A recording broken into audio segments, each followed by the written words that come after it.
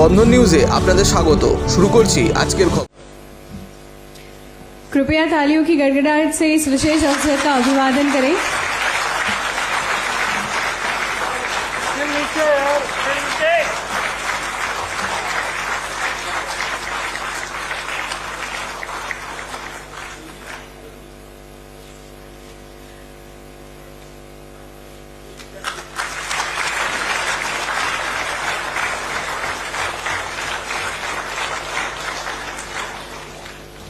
बहुत बहुत धन्यवाद सर। পশ্চিমবাংলার জনগণকে বাংলাতে জানাচ্ছি যে তারা আমাদেরকে দেখছেন, আমাদের কথা শুনছেন।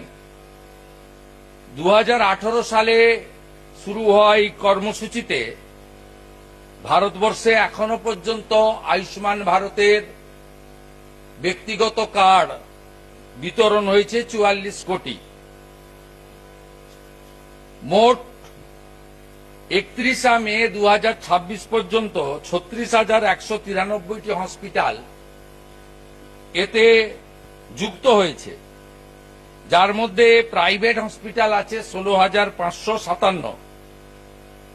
এখনো পর্যন্ত পশ্চিমবঙ্গে প্রচার আছে আয়ুষ্মান ভারতের কার্ডে নাকি সুযোগ সুবিধা পাওয়া যায় না।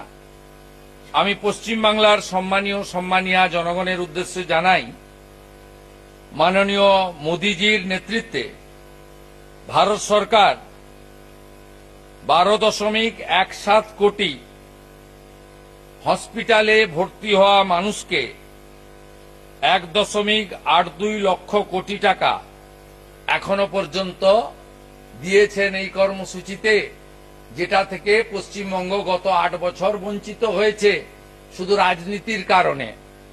मेरे लिए बहुत ही सौभाग्य की बात है कि आज मुझे इस ऐतिहासिक दिन में और इस ऐतिहासिक पल में अपने आप को शामिल करने का सौभाग्य मिल रहा है।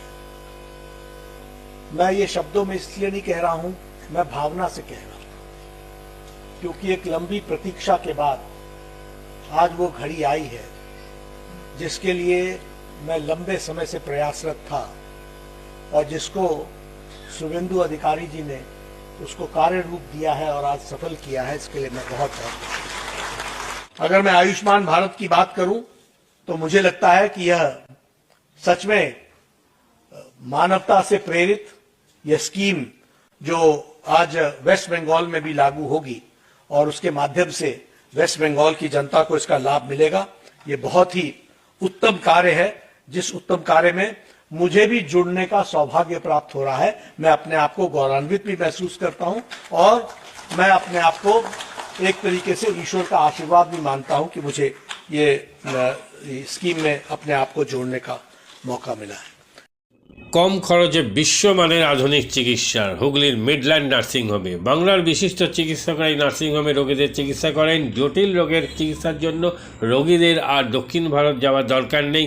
হুগলির মিডল্যান্ড নার্সিংহোমে পাওয়া যাবে বিশ্বমানের আধুনিক চিকিৎসা পরিষেবা। এখানে প্রসূতি মা ও সদ্যজাত শিশুদের বিশ্বমানের আধুনিক চিকিৎসা পদ্ধতিতে চিকিৎসা করে থাকেন গাইনো ও শিশু চিকিৎসকরা। দুপুর 12টা হোক বা রাত্রির 12টা, রোগীদের জন্য 24 ঘন্টা চিকিৎসা পরিষেবা বজায় রেখেছে হুগলির মিডল্যান্ড নার্সিং হোম। আমি ডক্টর মানস ঘোষ, আমি মিডল্যান্ড নার্সিং হোমের মেডিকেল ডিরেক্টর। বিশেষত্ব বলতে যেটা আপনি বললেন, একটা হচ্ছে এনআইসিইউ, নিউনেটাল কেয়ার ইউনিট। আমি বলতে পারি এটা আমাদের আশেপাশে হুগলি জেলায় নেই। নিউনেটাল মানে হচ্ছে যেটা বাচ্চা জন্মের পরেই প্রথম 28 দিনকে আমরা নিউনেট বলি, প্রথম ফার্স্ট 4 উইকস। তো এই সময়ে বাচ্চাদের সমস্ত রকমের চিকিৎসায় বলুন বা তাদের দেহের গঠন বলুন বা তাদের রোগগুলোই বলুন, সেগুলো সবগুলো অন্যান্য বাচ্চা মানে তার থেকে বড় বাচ্চার থেকে কিন্তু অনেকটাই আলাদা। এবং এই ক্ষেত্রে বাচ্চাদের বাচ্চারা খুব সেন্সিটিভ হয়, বাচ্চাদের রোগ প্রতিরোধ ক্ষমতাও অনেক সময় কম থাকে এবং এগুলোর জন্য স্পেশাল কেয়ার লাগে নিউনেট, এবং তাদের পুরো চিকিৎসা পার্টটা একটা আলাদাভাবে তৈরি হয় প্রথম 28 দিনের জন্য।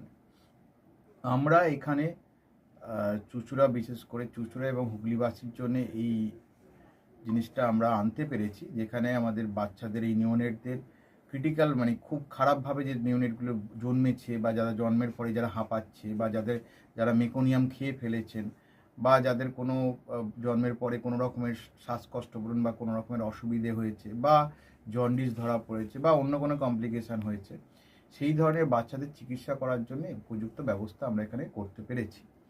তার ভিতরে আমরা বলতে পারি আমাদের এখানে ওয়ার্মার আছে সাফিসিয়েন্ট, আমাদের এখানে 6টা বেডের জন্য ওয়ার্মার আছে, এবং আমাদের এখানে ফটোথেরাপি মানে বাইলেয়ার ডবল সারফেস ফটোথেরাপি আছে যাদের কনজেনিটাল বা যাদের জন্ডিস ধরা পড়েছে তাদের জন্য, এবং বাচ্চাদের ভেন্টিলেটার আছে আমাদের একদম নিওনেটদের জন্য।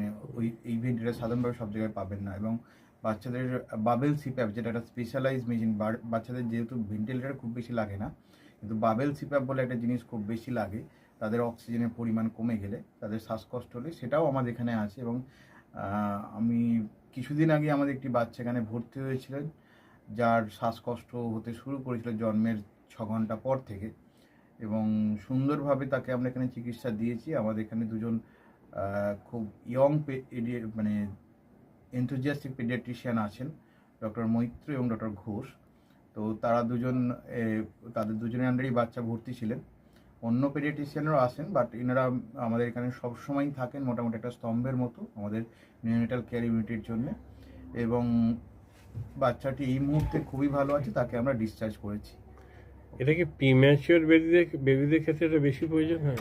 ভীষণভাবে প্রিম্যাচিওর বেবি যারা একটু আগে জন্মেছেন বা যাদের ওয়েট কম হয়েছে, এবং অনেক সময় মায়ের বা ওয়েট অনেক সময় বেশি ওয়েট হলেও যে সেটা ভালো সেরকম নাও হতে পারে, যেমন ডায়াবেটিসের ক্ষেত্রে হতে পারে, বা অনেক সময় বাচ্চাদের বারবার জন্মানোর পর সুগার ফল করছে, এটাও আমরা দেখি। অনেকগুলো কারণেই যেগুলো জন্মগত জন্মের পরে পরেই যে সমস্ত সমস্যাগুলো হয় সেগুলোর জন্য এরকম স্পেশালাইজড ইউনিট দরকার হয়, নিওনেটাল কেয়ার ইউনিট, এবং সেটা আমরা এখানে করতে পেরেছি। প্রথম কথা হচ্ছে জীবনের দাম সব থেকে বেশি, ঠিক আছে, এবং যে মা 10 মাস তার বাচ্চাটাকে গর্ভে ধারণ করেছেন, তার জন্য সারা পৃথিবীর সব থেকে মূল্যবান জিনিস বা সেই বাবাটির জন্য কিন্তু সেই শিশুটি। রিগার্ডিং কস্ট যদি বলেন, আমরা এমনিতে একটা মফস্বল এলাকাতে থাকি এবং আমাদের পুরো নার্সিংহোমটাই মফস্বল এলাকাতে। আমরা সেটার কথা মাথায় রেখেই আমাদের যে সমস্ত কস্টগুলো রেখেছি। এবং এই যেটা বললাম কয়েকদিন আগেই আমাদের একটি বাচ্চা যাকে হঠাৎ করে শিফট করতে হয়েছিল নিকুতে, সেই চিকিৎসা পেয়ে গেল। তার বাবা মা দুজনেই খুব স্যাটিসফাইড। আমাদের সেটা আমাদের যে ফেসবুক আছে, পেজ আছে, সেখানে আপনারা তাদের কথা শুনলে বুঝতে পারবেন। এবং কস্ট মানে যথেষ্ট রিজনেবল, আমি একেবারে কম বেশি এরকম বলবো না, আমি বলবো রিজনেবল। আমাদের মফস্বলের জন্য যেটা হওয়া উচিত সেই রকমই করা আছে। নাম বলুন।